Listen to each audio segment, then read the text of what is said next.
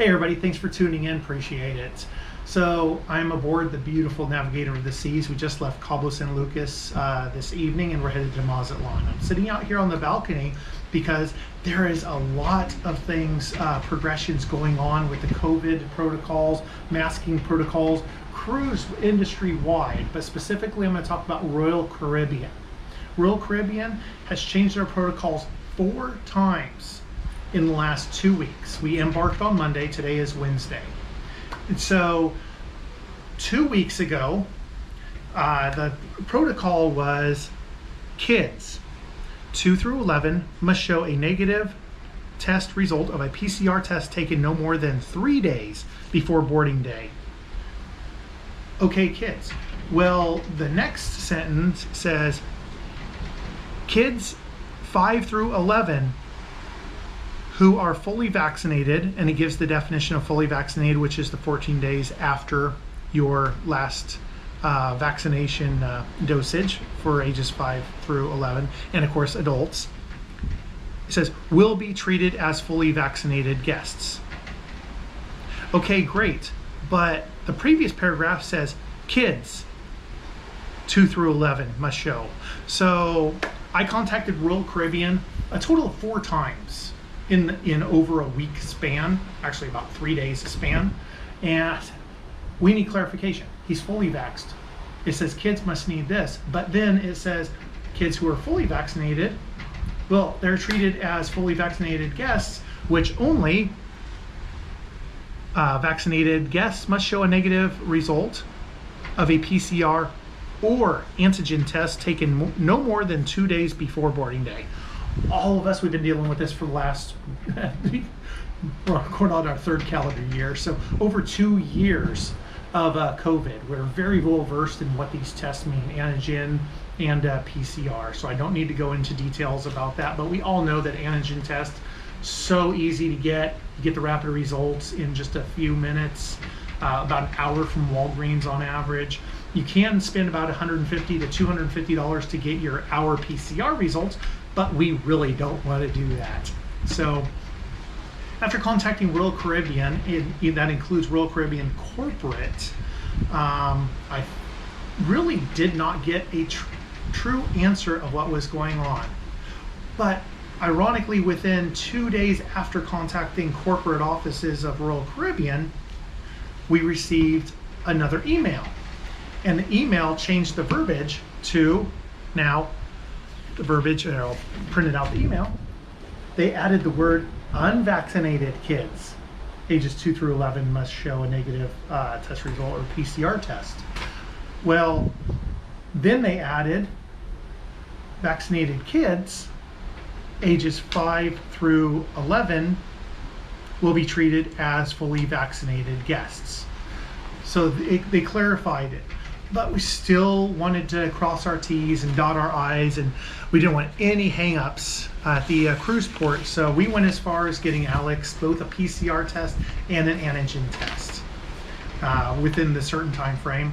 And I handed the 3 cruise employees at the Port of Los Angeles his antigen test, and it was suffice. So, and within the last 3 days, I'm sorry, I've been on the cruise for 3 days. 3 days, we received another email, an update to your health protocol for US and Puerto Rico on or after February 25th, 2022. And it's real. The only thing it really changes is still requires kids ages 5 through 11 who are unvaccinated. You still require a PCR test, still get the antigen test at the port, and you still have to wear a mask no matter what, but you are also not allowed to be in the unvaccinated areas on the ship.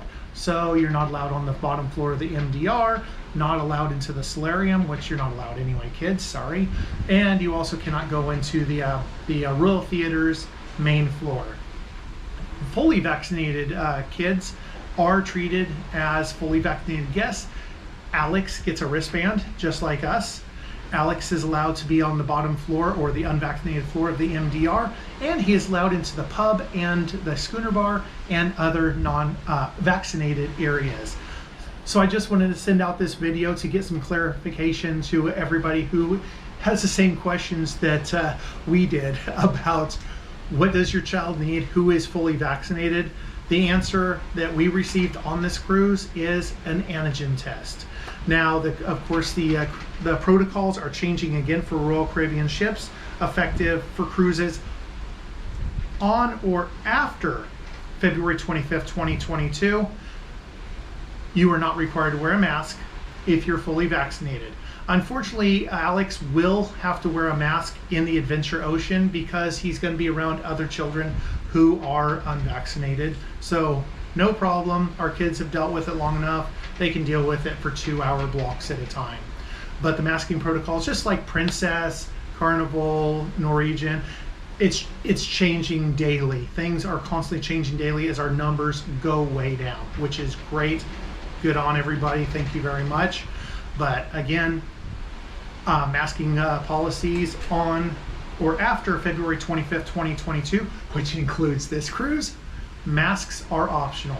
So those who want to wear the masks, you're more than welcome to keep them on. Those who want to take them off, you're welcome to take them off. Not a problem. Now, when you go into certain ports, just like we were in Cabo earlier today, just a couple weeks ago, we were all in St. Thomas and St. Martin. So it's up to the territory or your port city for local government requirements. So they were very adamant about masks in Cabo San Lucas. They actually had employees at the door checking your temperature still, requiring the hand sanitizers, and you had to be masked up. It wasn't like it was several months ago where it was just lackadaisical. Masks are still required, so follow local mandates and you'll be fine. Don't let it ruin your cruise. Have a great time. We've been cruising since the cruising restart on several boats and ships, and we have had a fantastic time. Alex and I are so excited to get on the Wonder of the Seas in just a couple weeks on one of its first cruises. So thanks again for watching. If you have any questions or comments, please leave them below. Like and subscribe to our channel. We are constantly posting things about our traveling, whether it's on a cruise ship, RV, resorts, airlines, and also talking about Alex's homeschool and pertinent topics in detail. So again, thanks for watching. We'll see you next time. Great.